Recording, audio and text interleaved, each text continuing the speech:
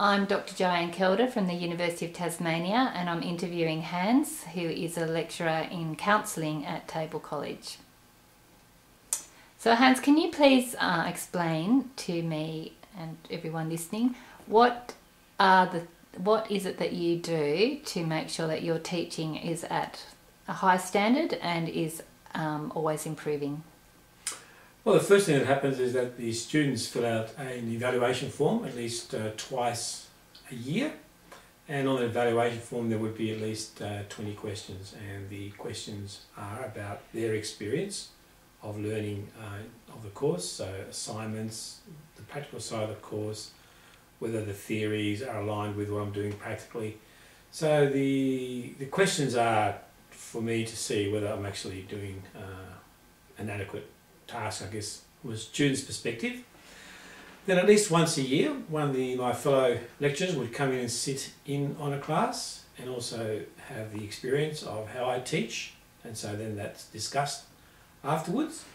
We also have course committee meetings. So at the course committee meetings we discuss the course, and we've actually had people come from outside the college, so people in the industry, also talk about the course and whether the students who are doing the counselling course are adequately equipped for the task once they leave the college and can work. So we don't only evaluate in-house, but we actually get people from the outside, evaluating the course. And we're encouraged to do professional development and also reading. So there's a form that we need to fill out to say that we're reading certain books, or we're talking to certain people, and we're doing a certain amount of professional development.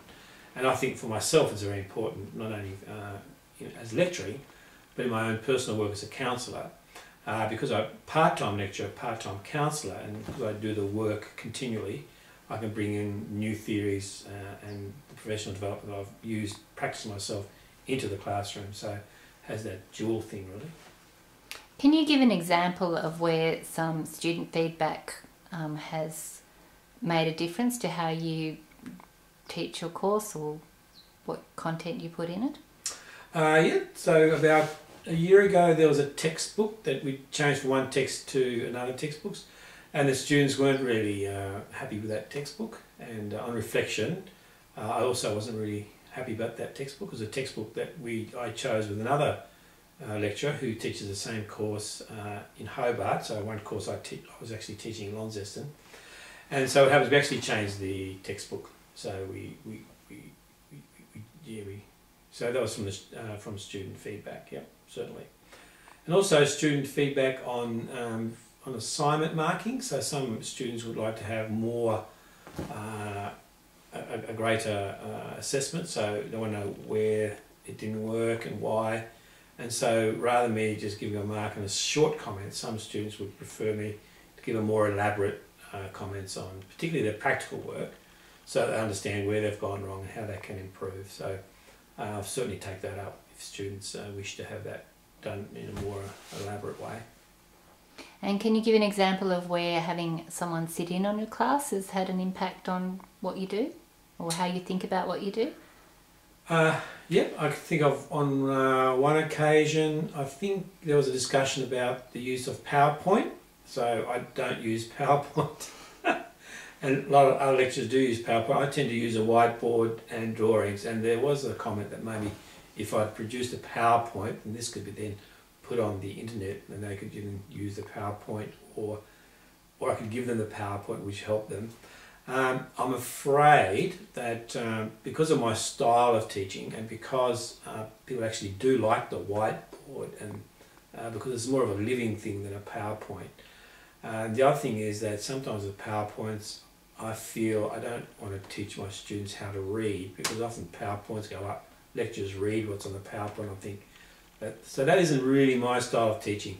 And so when it comes to do I use electronic media in my teaching, I often get the tick don't agree, because I actually don't use it much. But I think that's just a style. So generally, because I do a more of a living teaching thing rather than a sort of a PowerPoint thing. So I have had to discuss that with lecturers, and I guess somehow justify that my way of teaching works okay. Thank you. And can you give an example of where, say, external people coming in has had an impact on the teaching? That would be quite hard actually for me. So I was in on one course committee meeting where we had a person come in from the outside the industry, and I think it was more around case notes that needed to be really, and the ethical side of counselling, which neither of them I teach.